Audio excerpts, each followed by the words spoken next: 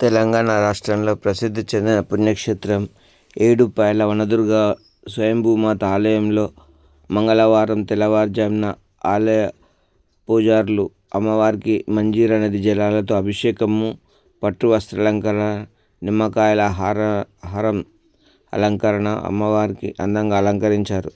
అనంతరం కుంకుమార్చన, సహస్రనామార్చన, ప్రత్యేక పూజలు చేసిన అనంతరం మంగళహారతి ఇచ్చారు. అనంతరం భక్తులకు దివ్య దర్శన భాగ్యం కలిగించారు.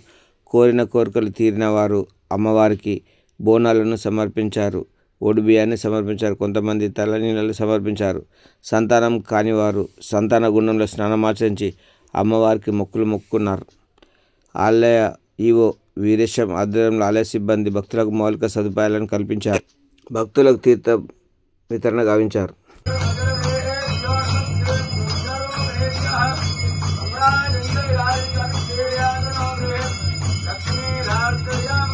లక్ష్మీ